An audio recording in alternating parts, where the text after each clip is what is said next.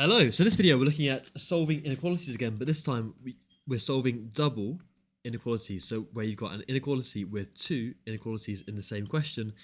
Maybe you're thinking this looks a little bit tricky. It isn't. We solve it in the same way we solve a normal inequality, the same principles. And solve again means you want to get the missing variable on its own. So we know that. So this is saying really that 4x is between including 8 and less than 20, right? But it's not solved because I've got 4x, I've got to get x on its own. But we know this means 4 times x, so to get rid of that timesing through by 4, I can divide by 4, and I've got to go and divide the whole inequality by 4. So I go and divide that 20 by 4, and divide that 8 by 4. So I'm sort of dividing, not this time two sides, but kind of like three parts of the inequality by 4. But if we're familiar with balance method, this is nothing too new really. And then these 4s cancel, which is really good, because the aim of the game is to get the thing x on its own. So now the x is going to be greater than or equal to 8 divided by 4, which is 2. And x must be less than 20 divided by 4, which is equal to 25. And that is it. Okay, first of all, I have solved that inequality because x is now on its own. So x is bigger than or equal to 2, less than 5. But I've got to still show it on a number line, which if we saw the first video, this is nothing that we can't handle. So your number line, okay, there we go. Here we go. It's got to be between 2, but we include the number 2 because it's greater than or equal to your number 2, but it must be less than 5. So 5, let's go and do it over here. So 5, we don't include 5, we go less than it, but between these two values, so this. So this means x between 2 and 5, but we include the number 2. So if we want to go a little bit further, I mean, that is the answer. That is the solve part done, and that's the inequality part on the number line done. If the question said what integer values here are satisfied by this inequality, because we are including the number 2, you would include the number 2, and then up by 3, and then 4, but you wouldn't include the number 5. So any of these values, 2, 3, or 4, these are satisfied by that inequality. And let's check this makes sense. So if we go and put this into the original inequality, let's go and check it in green, because checking our answer is always a good thing to do. Let's choose a value within our range of values. Let's go for x being equal to 3. And really I should have gone and put on my line here that this is representing my x values. That just means this shows my x values. So 2, 3, and 4. So if x is equal to, let's go and choose the number 3, it should make sense in the original inequality up here, which was saying that 4 times my x value, which is 3 here, it should be bigger than or equal to 8, but it should be less than 20. 4 times 3 is 12, and indeed that is bigger than or equal to 8, which is good, and it is less than 20, so it makes sense. That is good. If you chose a value outside of your inequality, something like, I don't know, x is equal to 0, let's check that one.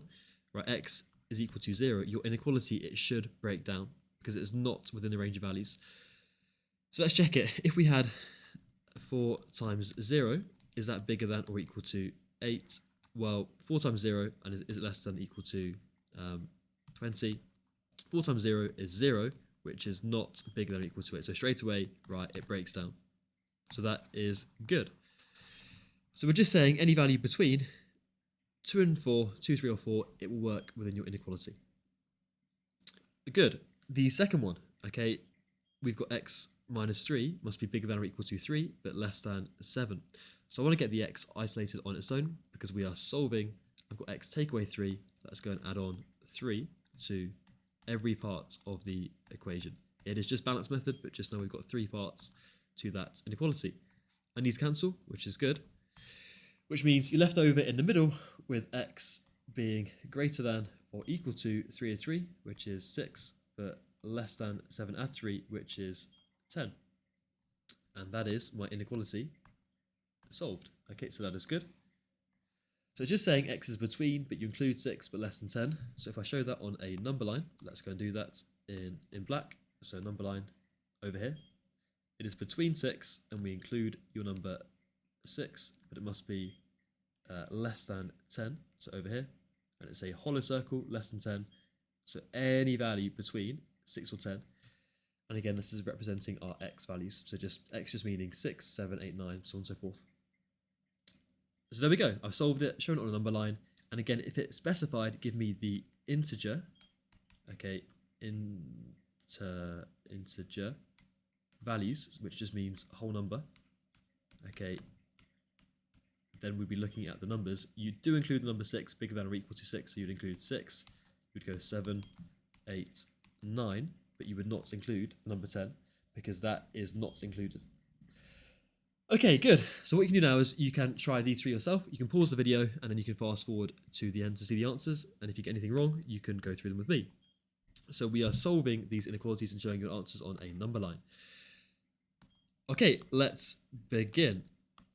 So hopefully you've had a go at those. Let's go through them. So the first one, I've got 4x, add 3. Well, if you just kind of ignored this bit over here and you just saw this here, you know how to solve that, right? We begin by taking away that 3, but just this time we're taking away 3 from every part of the inequality.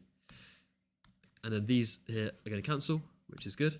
And you're left with, in the middle, 4x being greater than or equal to 7 take away 3, which is 4, but less than 55 take away 3, which is 52. I've got 4 times x, solving, do you want to get x isolated on its own? I can divide through everything by 4. I'm going to divide everything by 4, and that's good, because now these are going to cancel, and I'm left with, in the middle, x being greater than or equal to 4 over 4 is 1, 52 divided by 4 is equal to 13, so less than 13. So x must be bigger than or equal to 1, less than 13, so I've solved that inequality. That is my answer there. Okay, that's my solving part done, but I've got to show it on a number line, which is nothing that we can't do, so just number line, and it's between 1, and you include the number 1, so it's filled in, but it is less than 13, but you don't include it, so there we go. Something that looks like that. Let's try and make it a little bit straighter. There we go. So I've solved it, I've shown it on a number line, and that is it. Okay, question number 2. Solve this. Again, I want to get x on its own, isolated. I've got 2 plus x divided by 3. Let's begin by timesing the whole equation by 3, because I'm not dividing by 3 and timesing by 3, they're going to cancel. So in the middle, I'm left with 2 plus x being greater than, well, 1 times 3 is 3, and 4 times 3 is equal to 12.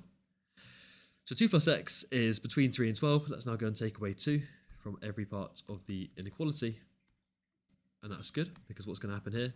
Well, then these guys are going to cancel, which is good, because the aim of the game is to get the x on its own. And that must be greater than 3 take away 2, which is 1. 12 take away 2 is equal to 10, and there we go. So that's my inequality solved. X is between 1 and 10, but I don't include 1 or 10, and on a number line, that is going to look like this. So number line, 1 is down here, we don't include 1, and 10 is up here, but again we don't include 10 because it is not equal to, and that is our answer. There we go. Okay, question number 3, the last one. I always say different ways you could solve this inequality, but I do say if you've been given a bracket, probably a good idea just to expand it to begin with.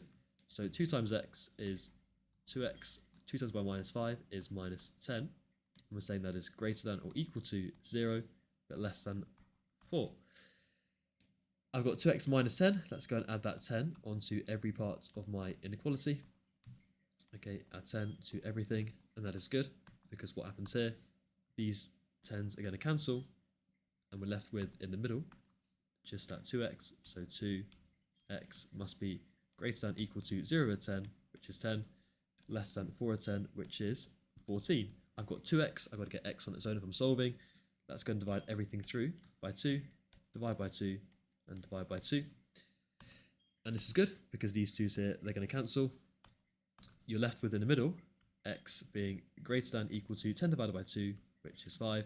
14 divided by 2 is 7. So I've solved my inequality. That is my answer. There we go.